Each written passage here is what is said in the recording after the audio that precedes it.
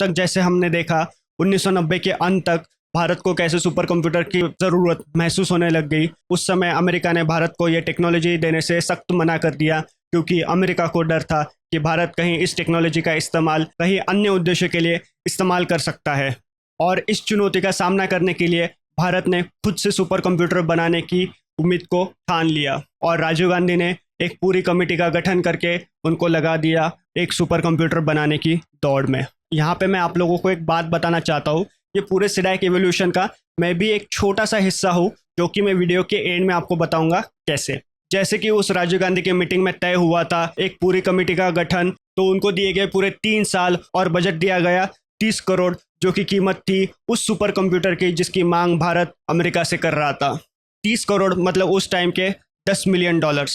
तो फिर क्या, डॉक्टर विजय भटकर जी ने जल्द से जल्द इस चीज़ पे काम करना चालू कर दिया और सिडैक की स्थापना हुई महाराष्ट्र के पुणे शहर में सन 1988 में और गुड़ी पाड़वा के शुभ मुहूर्त पे। सुपर कंप्यूटर पे काम तो चालू हो गया, लेकिन एक के बाद एक कई प्रॉब्लम्स आना चालू हो गया। उसमें सबसे पहला प्रॉब्लम आया, अमेरिका के पास सबसे खतरनाक एक चीज़ जो थी वो थी उनका सुपर फास्ट प्रोसेसिंग चिप, और वो चिप इंडिया के पास कोई भी हालत में अवेलेबल होने वाला था नहीं। तो इस प्रॉब्लम को टैकल कैसे करें, ये सोच में सिडैक की टीम पड़ गई।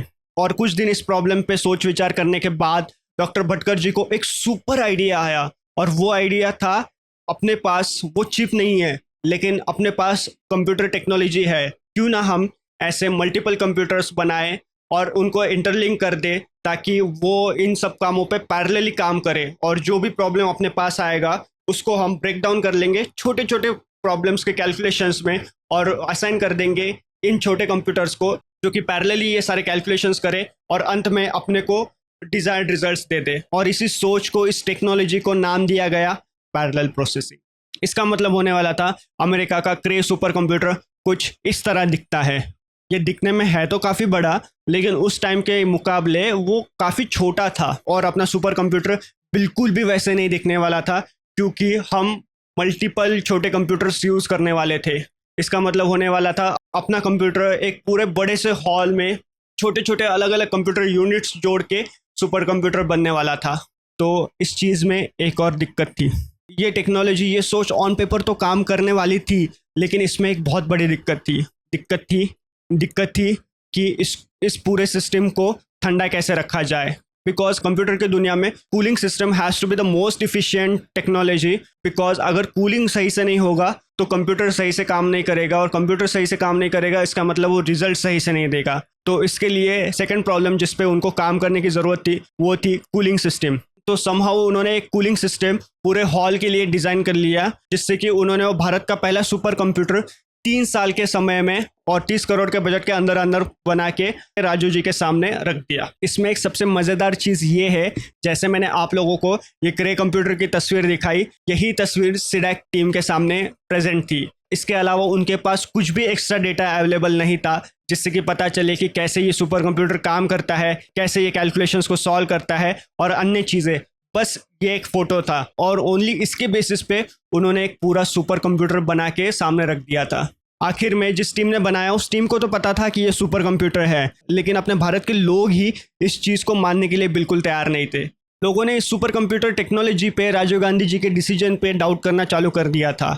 तो ये चीज़ प्रूव करने के लिए ये सुपर कंप्यूटर एक मेजर इंटरनेशनल कॉन्फ्रेंस में प्रेजेंट करना पड़ेगा, और उसी के बाद इसका एनालिसिस होगा और पता चलेगा भारत इस सुपर कंप्यूटर के रेस में कहाँ पे खड़ा है। तो ये कॉन्फ्रेंस 1990 में अमेरिका के न्यूयॉर्क शहर में हो रही थी। वहाँ पे अमेरिका के अन्य सुपर कंप्यूटर्स के साथ, अन्य देशों के सुपर कंप्यूटर्स के साथ ये अपना होममेड स्क्रैच से बना हुआ सुपर कंप्यूटर भी प्रेजेंट कर दिया गया।